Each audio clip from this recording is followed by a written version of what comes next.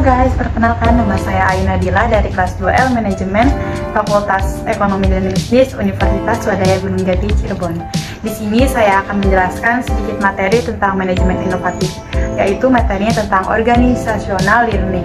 Sasarannya yaitu untuk teman-teman saya yang ingin belajar tentang organisasional learning, dan tujuannya yaitu untuk menuntaskan salah satu tugas mata kuliah saya, yaitu manajemen inovatif. Konsep organisasi pembelajaran.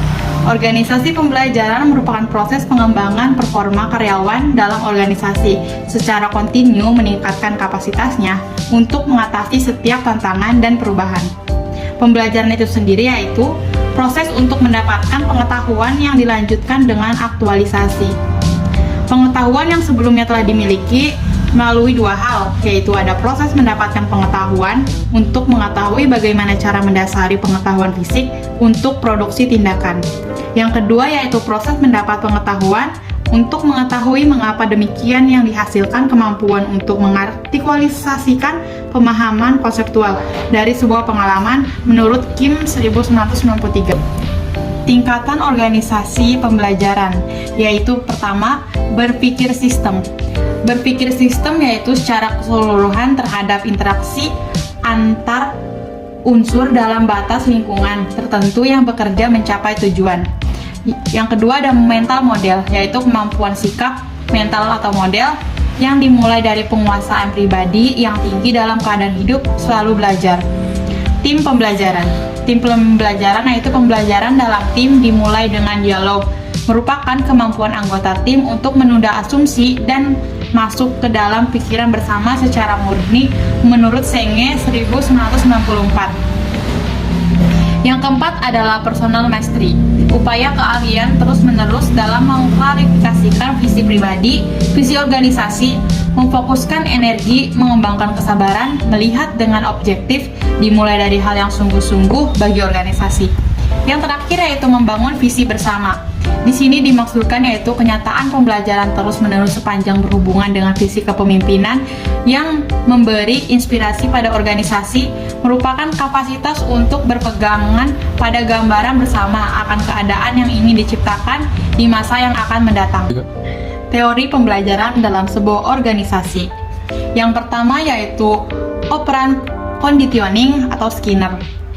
Kondisi yang membuat perilaku orang mau belajar secara sukarela untuk memperoleh imbalan atas prestasi atau kegagalan atas kesalahan yang diperbuatnya. Yang kedua yaitu classical conditioning. Classical conditioning ini menurut Ivan Pavlov, ahli psikologi Rusia, melakukan eksperimen dengan mengajarkan anjingnya untuk merespon suara lonceng.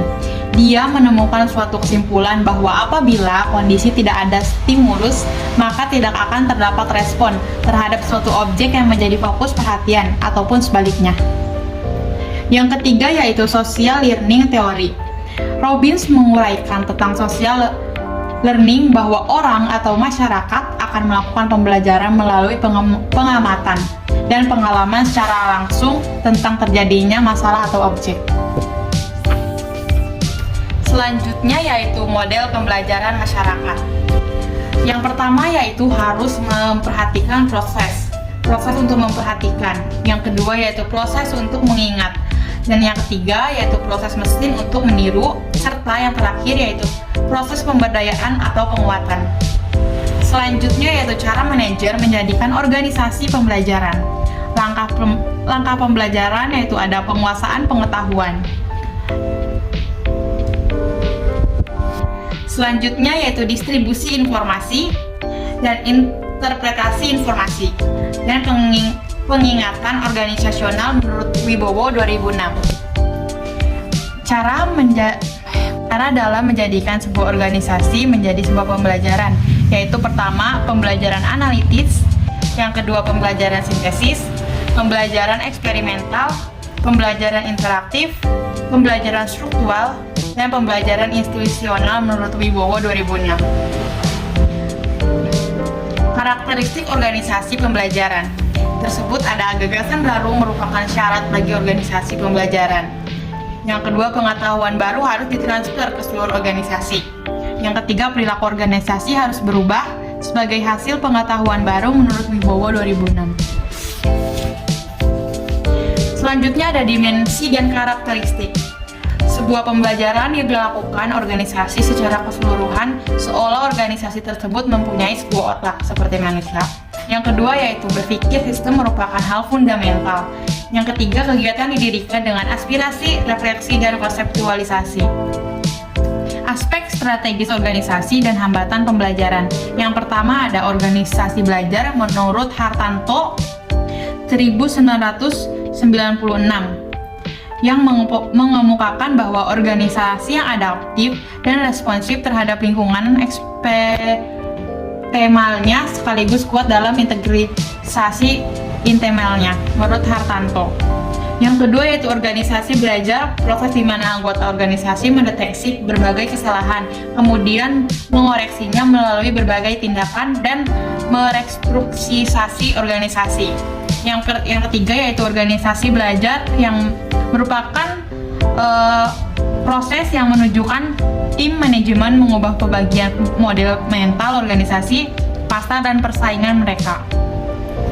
Sebuah organisasi belajar membutuhkan komitmen dalam organisasi dan perlu menghilangkan 3 penghalang belajar, yaitu berpikir pragmatif, yang kedua kompetitif dan reaktif, melalui perubahan cara berpikir dengan cara memiliki konflik menyeluruh, memiliki peran penting dalam komunitasnya, memiliki kemampuan bahasa, menjelaskan, dan menerima perbedaan pendapat, sehingga mampu mengubah sikap reaktif menjadi kreatif menurut Kaufman dan Senge 1994. Survei pembelajaran di organisasi. Untuk mengembangkan sistem pembelajaran diperlukan survei pembelajaran mengarah kualitas dan pembelajaran. Yang pertama tentang skor dapat diperoleh dan pemikirannya sebagai berikut. 21-40% organisasi perlu melakukan pembenahan besar-besaran untuk menjadi organisasi pembelajaran. 40-60% organisasi telah dimiliki beberapa karakteristik untuk menjadi organisasi pembelajaran.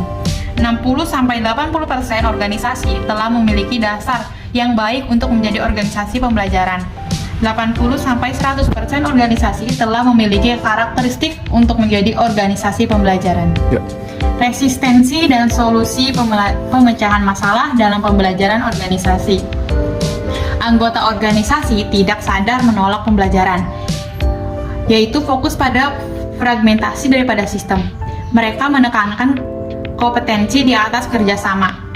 Meskipun tidak ada yang salah dalam kompetensi paradigma ini, berakibat pekerja bersaing dengan berbagai orang dengan siapa mereka perlu berkolaborasi untuk mendapatkan akses. Yang keempat menjadi reaktif daripada kreatif dan proaktif.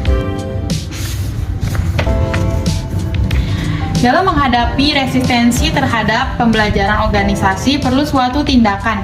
Yang pertama yaitu proses penyadaran tentang perlu adanya kebutuhan atau perubahan. Perubahan yaitu memperkuat adanya dorongan atau daya ungkit perubahan dan tindakan. Yang ketiga akan membawa kembali organisasi pada keseimbangan baru menurut Woodward and Dobson 2002. 3. Fungsi kunci dalam membangun organisasi pembelajaran, yaitu membangun komitmen pembelajaran. Yang kedua, bekerja untuk membangkitkan dan dampak. Ketiga, bekerja menggenalir gagasan dan dampak.